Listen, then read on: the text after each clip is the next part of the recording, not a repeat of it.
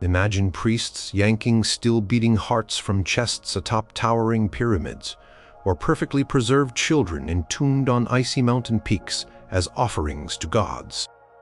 Some ancient cultures saw the sky turn red, not just at dawn, but with the blood of a sacrificed maiden tied to a scaffold, while others inhaled intoxicating smoke beside their dead king and his freshly slaughtered entourage.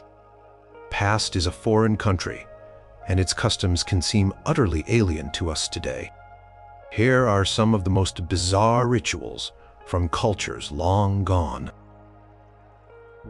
Number 12. The Sumerian Sacred Marriage, a night with the gods. Way back in ancient Mesopotamia, in the land of Sumer, where cities first bloomed between the Tigris and Euphrates rivers, people held a truly unique and vital ceremony. They called it the Sacred Marriage, or Hieros Gamos. This wasn't just any wedding. It was a ritual of cosmic importance, often celebrated during the Akitu, or New Year festival, a time of renewal and rejoicing. The main players were the king of the city-state, who might embody the shepherd god Dumuzid, also known as Tammuz, and a specially chosen high priestess, who would take on the divine persona, the formidable goddess of love, fertility, procreation, and paradoxically, warfare. Preparations were extensive. Hymns and poems, some of which survive today on clay tablets, describe the beauty of Inanna, her adornments, and her eager anticipation for her divine lover. A special, richly decorated chamber, sometimes within the temple complex or even a specially constructed bower, would be prepared as the sacred bridal bed. This room would be filled with fragrant scents, fine linens, and symbols of abundance. The ceremony itself was the culmination of days of feasting, music, and processions involving the entire community. People would sing, dance, and offer prayers for the success of the union, making it a public affair leading up to the central intimate act. At the heart of the ritual was the symbolic and perhaps sometimes literal sexual union between the king as god and the priestess as goddess. This act was far from private in its implications. It was believed to be a powerful magic that would ensure the fertility of the land, causing the barley to grow tall, the date palms to yield fruit, and the flocks and herds to multiply. It was a way to guarantee the prosperity and well-being of the entire community. Beyond agriculture, the sacred marriage also served to legitimize the king's rule. By ritually uniting with the goddess, the king reaffirmed his divine mandate, his connection to the supernatural forces that govern the world, and his role as the caretaker of his people. The priestess, often a woman of high status and considerable religious authority, played an equally crucial role, channeling the power of the goddess herself to bring blessings upon the land. It was a deeply serious yet joyous occasion, central to the Sumerian understanding of how their world functioned and renewed itself each year. Number 11. Europe's bog bodies, mysterious sacrifices in the peat. Across the bogs of northern Europe, from Ireland to Germany and Scandinavia, a strange phenomenon has preserved ancient people with startling clarity. These are the bog bodies, men and women and occasionally children from the Iron Age and sometimes earlier, whose remains were naturally mummified by the unique chemistry of peat bogs. The cold, acidic oxygen, poor conditions preserved skin, hair, internal organs, and even the clothes they wore, giving us an uncanny window into lives lived over 2,000 years ago. But many of these individuals didn't just die peacefully. They met violent ends. A Toland man found in Denmark with a leather noose still tight around his neck, his face so serene he appears to be sleeping. Or Grobel man, also from Denmark, whose throat was cut from ear to ear with such force it nearly decapitated him, and who also suffered a broken leg. Lindell man, discovered in England, was struck on the head twice, garroted, and had his throat slit. These weren't isolated incidents. Many bog bodies show evidence of a triple death, or other forms of extreme violence. Often, their last meals have been identified, consisting of specific grains and seeds, possibly part of a ritual feast. Why were these people killed and deposited in bogs? The exact reasons are lost to time, but the evidence strongly suggests ritual sacrifice or execution for serious crimes. Bogs were likely seen as sacred places, perhaps gateways to the underworld or homes of deities. Offering a human life, especially in such a dramatic fashion, might have been intended to appease gods, ensure fertility, or ward off disasters. Some victims were pinned down with wooden stakes or branches, as if to prevent their spirits from escaping. The careful placement, the manner of death, and the accompanying artifacts, or lack thereof, all point to these not being ordinary burials. These silent witnesses from the peat continue to puzzle and fascinate, offering glimpses into the harsh spiritual world of Iron Age Europe. Their preserved faces stare out from millennia ago, challenging us to understand the beliefs that led to their demise. Number 10.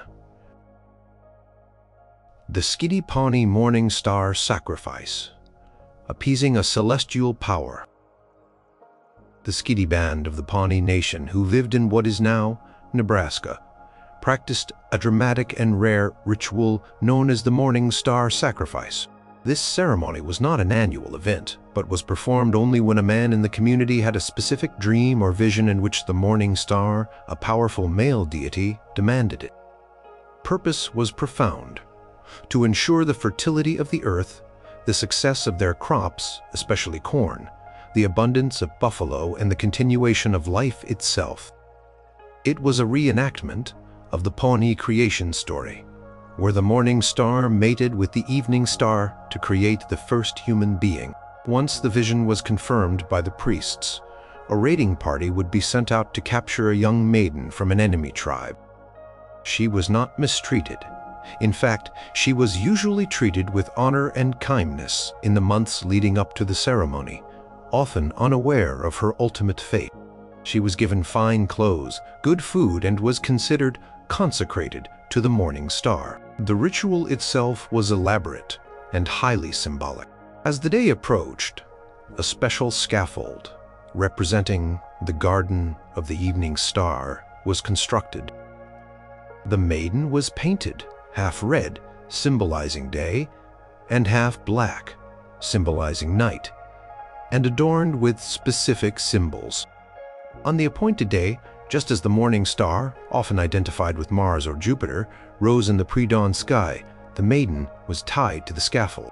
The warrior who had captured her, or a designated priest, would then shoot a sacred arrow into her heart, followed by arrows from other men in the tribe. Sometimes, her chest was cut open, and her blood allowed to drip onto the earth, symbolizing the fertilization of the land. The body was then taken down, and its blood might be used to further consecrate bundles of sacred corn. This act, though seen as brutal by outsiders, was deeply spiritual for the Skidi Pawnee. It was a necessary sacrifice to maintain cosmic balance and ensure the community's survival. The last recorded morning star sacrifice occurred in 1838, as pressure from the U.S. government and internal tribal divisions led to its abandonment. Number 9. Thracian ecstatic rituals. Wild worship in ancient Europe. The Thracians, an ancient Indo-European people inhabiting a large area of the southeastern Balkans, modern Bulgaria, parts of Greece, Romania, and Turkey, were renowned in antiquity as fierce warriors and skilled horsemen. They were equally known for their intense and ecstatic religious practices, often linked to deities like Sabazios or Zagreus, who shared characteristics with the Greek god Dionysus, the god of wine, frenzy, and religious ecstasy. Their rituals were designed to induce a state of divine possession or enthusiasm, from the Greek entheos, meaning God within. These were not quiet, contemplative affairs. Thracian worship often involved wild, unrestrained dancing, sometimes on mountaintops, accompanied by the loud percussive music of drums, timpanana, cymbals, and shrill flutes. Copious amounts of wine were consumed, believed to be a conduit to the divine. Participles, especially women known as maenads, or their Thracian counterparts, would enter a trance-like state, feeling, united with the god. In this heightened state, they might perform feats of extraordinary strength or endurance. One of the more extreme aspects described by ancient Greek writers, who often viewed Thracians as barbaric yet fascinating, was the practice of sparagmos, the ritual tearing apart of a live animal, such as a goat or a fawn, with bare hands. This was sometimes followed by omophagia, the consumption of the raw flesh. These acts were seen as a way to directly partake in the life force of the animal, and by extension, the god it might represent. Orphic traditions, which had strong roots in Thrace and were associated with the mythical poet Orpheus, also involve mysteries, purification rites, and beliefs in reincarnation, suggesting a complex spiritual landscape. Archaeological discoveries in Thracian tombs, like the magnificent gold treasures of Panagura State or the Kazanlak tomb, frescoes depict scenes of feasting, mythical creatures, and rituals, hinting at the richness and intensity of their lost spiritual world, where communion with the gods was sought through unbridled, ecstatic experience. Number 8. Minoan bowl, leaping, dancing with death on Crete. On the Bronze Age island of Crete, the sophisticated Minoan civilization flourishing from around 2700 to 1450 BC engaged in one of the most visually stunning and dangerous rituals known from the ancient world, bowl leaping. Vivid frescoes found in the Palace of Knossos, intricate carvings on seals, and painted pottery all depict young men and strikingly young women performing acrobatic feats over the backs of charging bulls. This wasn't bullfighting as we might imagine it. It was a highly stylized, athletic, and perilous performance. The most famous fresco from Knossos shows a sequence. One leaper grabs the horns of a massive charging bull, another is mid-somersault over its back, and a third stands behind the bull, arms outstretched, seemingly having just landed or ready to catch the vaulter. The leapers are depicted with long, flowing hair, wearing minimal attire like loincloths and special footwear. Interestingly, Minoan art often used color conventions: reddish-brown skin for males and white skin for females, and both are shown participating in this daring activity. The bulls themselves are enormous and powerful, their energy captured in dynamic lines. The exact meaning and purpose of bull leaping remain a subject of scholarly debate, as the Minoan script, Linear A, is still largely undeciphered. Was it a religious ritual?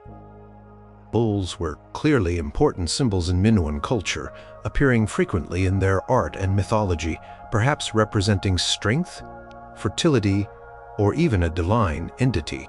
The bull leaping could have been a sacred ceremony dedicated to such a deity.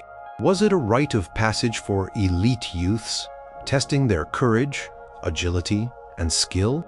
Or was it a form of public entertainment, a dangerous sport to thrill spectators in central courtyards of their palace complexes? It was likely a combination of these elements. The risk involved was immense. A mistake could easily lead to severe injury or death. Yet, the Minoans practiced it for centuries, a testament to its deep cultural significance, a breathtaking dance with untamed power at the heart of their civilization. Number 7. The Viking Blood Eagle, a brutal rite or literary horror.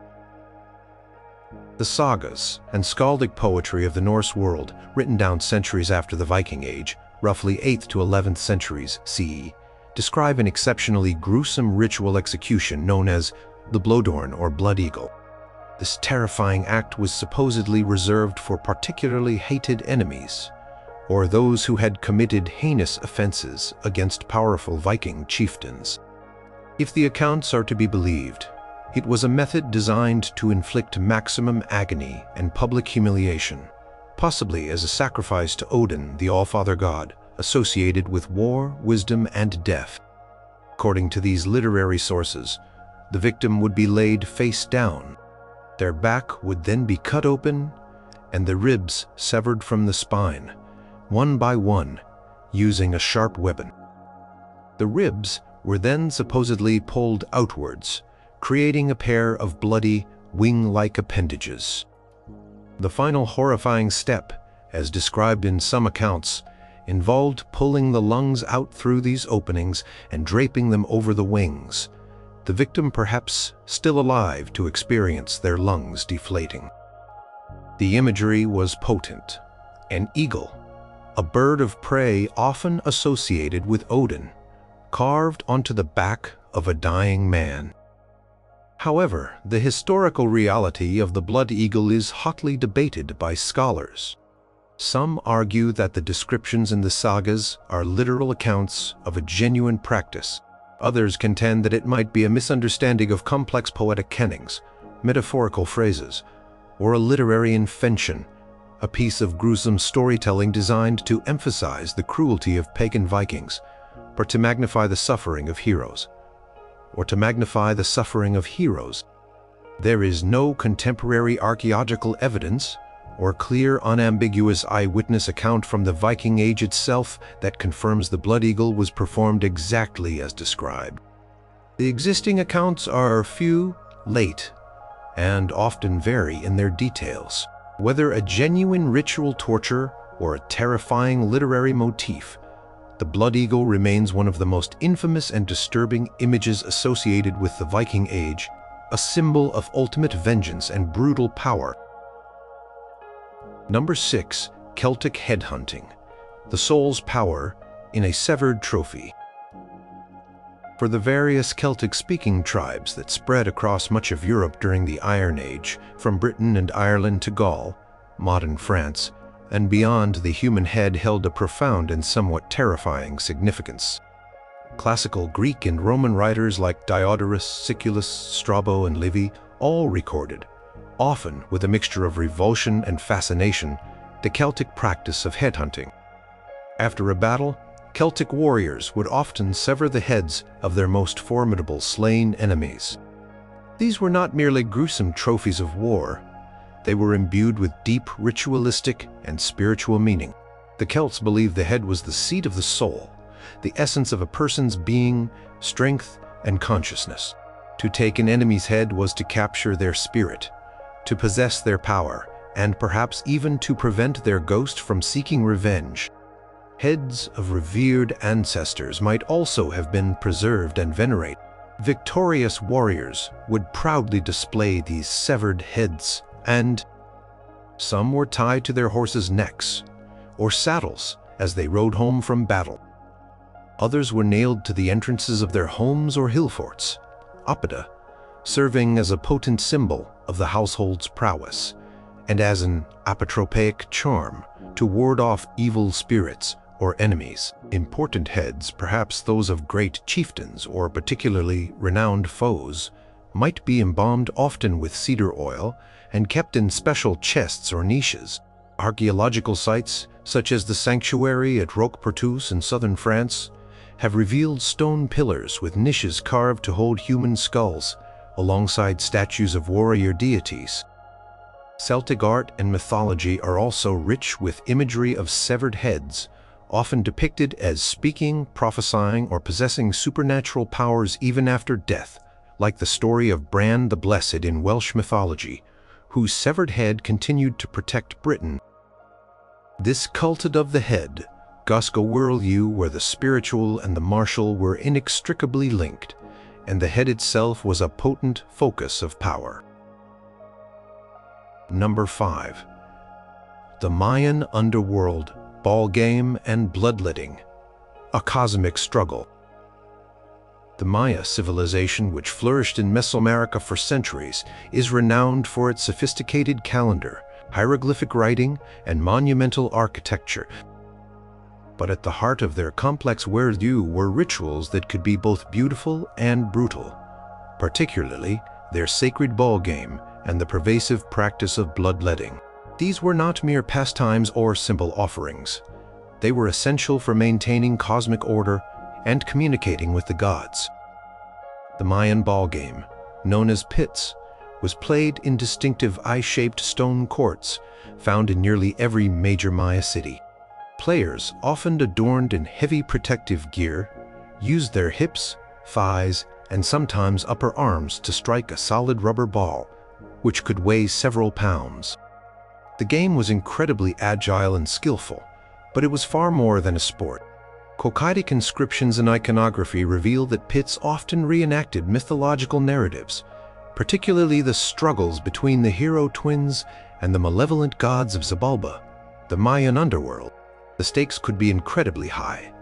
Losing captains or entire teams were sometimes ritually sacrificed, their deaths seen as a vital offering to nourish the gods and ensure the continuation of the cosmic cycle.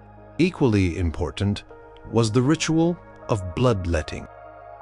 Maya lit, both men and women, including rulers and their spouses, regularly engaged in acts of self-mutilation to offer their own precious blood. They would use sharp obsidian lancets, stingray spines, or specially prepared bone awls to pierce soft body parts like their tongues, ears, lips, or genitals. This sacred blood was collected on strips of paper, which were then burned. The rising smoke was believed to carry their prayers and petitions directly to the gods and ancestors, opening a channel for communication and visions. These acts, depicted graphically in stone carvings and painted ceramics, were performed during important calendrical events, dedications of temples, accessions to the throne, or to seek divine guidance in times of crisis. For the Maya, blood was Shuthel, the sacred life force, and offering it was a profound demonstration of piety and a necessary exchange to sustain the universe. Number 4. Carthaginian child sacrifice. Offerings in the Tophet. Carthage, the powerful Punic city-state in modern-day Tunisia, was a major rival to Rome in the ancient Mediterranean. Beyond their famed maritime prowess and trading empire, the Carthaginians were accused by their enemies, particularly Greek and Roman writers like Diodorus Siculus, Plutarch, and Tertullian, of their own children to appease their deities, chiefly Baal-Hamon, a chief god, and Tanit, a celestial goddess. These authors describe infants and young children being placed in the arms of a bronze statue of Baal-Hamon, which had a fire burning within or below it, causing the child to slide into the flames. For a long time, some modern scholars were skeptical, suggesting these accounts were hostile propaganda. However, archaeological discoveries have lent significant, though still debated, weight to these ancient claims. Starting in the early 20th century, archaeologists unearthed sacred precincts in Carthage and other Punic settlements in Sicily, Sardinia, and Malta, known as Tophets. These sites contained thousands of urns, buried beneath stone markers called stelae. Inside the urns were the cremated remains of very young children, mostly newborns and infants up to a few years old, and sometimes young animals like lambs or kids, seemingly as substitutes. Many of the stelae bear inscriptions dedicating the offering or gift to Baal-Hamon and or Tanit, sometimes with pleas for divine favor. While some scholars still argue these Tophets were primarily special cemeteries, stillborns, or those dying very young, the sheer number of remains, the presence of animal sacrifices, the dedicatory inscriptions expressly calling them offerings, and the consistency with the classical accounts lead many others to conclude that ritual child sacrifices, known as mok or mok that regu, the belief was likely that the most precious offering, one's own child, would be the most effective way to gain the gods' help or avert their wrath. Tophets stand as a somber testament to a religious practice that remains deeply unsettling. Number 3. Scythian royal funerals. A grisly retinue for the afterlife. The Scythians, a confederation of nomadic warrior peoples who roamed the vast Eurasian steppes from roughly the 9th to the 1st century BCE, were renowned for their horsemanship, archery, and distinctive gold artwork. Thanks to the detailed, if sometimes sensationalized account of the Greek historian Herodotus, writing in the 5th century BCE, we have a vivid picture of their elaborate and gruesome royal funeral rites. When a Scythian king died, his passing initiated a period of intense mourning and a series of shocking rituals designed to equip him for the afterlife and display his power even in death. First, the king's body was elaborately prepared. His abdomen was cut open, cleaned out, and filled with crushed cypress, incense, parsley seed, and anise, then sewn up. The body was then coated in wax and paraded around his former territories for 40 days, with subjects engaging in ritualized mourning, including self-mutilation, like cutting their ears, shaving their hair, and gashing their arms. After this procession, a massive square burial pit, or kurgan, was dug. King was laid to rest within, often on a mattress, surrounded by his most precious possessions, including vast quantities of gold objects. But the king did not go alone. Herodotus states that one of his concubines was strangled and buried with him. His personal cupbearer, cook, groom, messenger, and a number of his horses were also killed and interred to serve him in the next world. The tomb was then mounded over with earth. The horror didn't end there. A year after the burial, an even more macabre ceremony took place. 50 of the king's finest remaining young male attendants, all Scythians of high birth, and 50 of his best horses were selected. They were all killed. The horses first, then the men. The horses were gutted, stuffed with chaff, and set up on wooden frames. The dead attendants were then propped onto the horses, each impaled on a stake running up through their body, positioned as if they were riding, creating a ghastly, silent honor guard circling the royal tomb. Herodotus also describes a Scythian purification ritual involving a steam bath, where hemp, cannabis seeds were thrown onto red-hot stones in a small tent, and the Scythians would inhale the vapor, howling with pleasure. Archaeological excavations of Scythian kurgans have often corroborated Herodotus, unearthing rich graves with human and horse sacrifices, validating many aspects of these extraordinary funerary practices. Number 2. Aztec flower wars and mass heart sacrifice, feeding the sun god. The Aztec civilization, or Mexica as they called themselves, dominated central Mexico from the 14th to the 16th century, building a vast empire with their capital, Tenochtitlan, at its heart. Central to their cosmology and daily life was the belief that their gods required constant nourishment in the form of human blood and hearts to maintain the order of the universe. This led to some of the most infamous and large-scale ritual sacrifices known in history. The most prominent form was heart sacrifice, primarily dedicated to Huitzilopochtli, the hummingbird god of sun and war, and Tezcatlipoca, the god of night and sorcery. Victims, often prisoners of war, captured in battle, were marched up the steep steps of the great temple pyramids like the Templo Mayor in Tenochtitlan. At the summit, the victim was forcibly held down over a sacrificial stone by 4 priests, one grasping each limb. A 5th priest, wielding a razor-sharp obsidian or flint knife, would make a swift incision below the rib cage, reach in, and tear out the still-beating heart. This heart, considered precious eagle, cactus fruit, was then held aloft and offered to the sun, or placed in a sacred receptacle. The lifeless body was then often tumbled down the pyramid steps. The heads of victims were sometimes flayed, and the skulls displayed on enormous racks called tzompantli, which held thousands of skulls.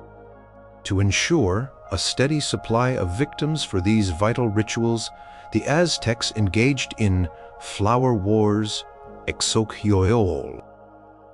These were prearranged ritualistic battles fought with neighboring enemy states, such as Tlaxcala.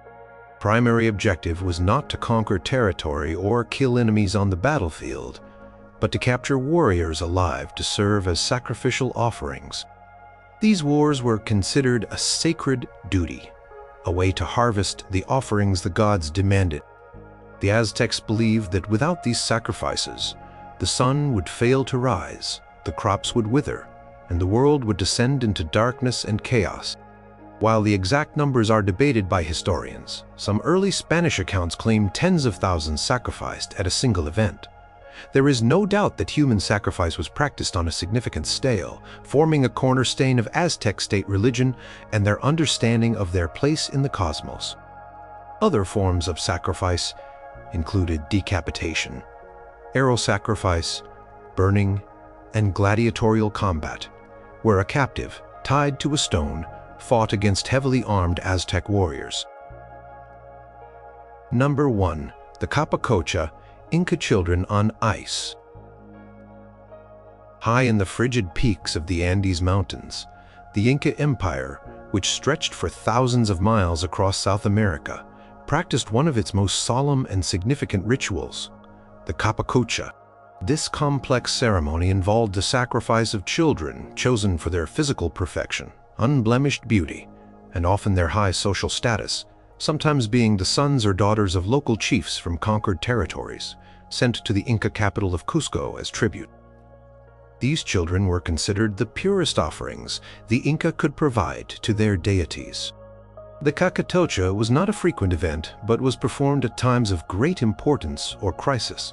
Upon the death or accession of a Sapa Inca, emperor, to celebrate a major military victory during a royal birth, or to prevent or alleviate natural disasters such as volcanic eruptions, earthquakes, droughts, or epidemics. Selected children, usually aged between 6 and 15, though sometimes younger, would be brought to Cusco. Here they participated in elaborate ceremonies, feasted with the emperor, and were sanctified. After these initial rites, they embarked on long, arduous pilgrimages, often lasting weeks or months and covering hundreds of miles to sacred sites, typically high mountain summits, apes, which were revered as powerful deities. Dressed in the finest textiles, adorned with jewelry of gold, silver, and spondylus shell, and often accompanied by miniature human and llama figurines made of precious metals, the children were prepared for their final journey. To minimize their fear, pain, and resistance, they were given intoxicating substances, primarily chicha, a fermented maize beer, and coca leaves, which induced a state of stupor. Once they reached the designated sacred spot, often above 15,000 or even 20,000 feet, they were either killed by a swift blow to the head, strangled with a cord, or most commonly allowed to succumb to exposure and freeze to death after being gently placed in a burial chamber. The Incas believed these children did not truly die, but became intermediaries, joining their ancestors and the gods, watching over their communities from the mountain peaks. The incredibly well-preserved, frozen bodies of Capacocha, victims such as Juanita, the ice maiden of Ampato, and the 3 Lulayaco children, found near the summit of a massive volcano in Vacher, Provino, Covardes, remarkable and chilling and cinematographiable evidence of this remarkable and chilling world.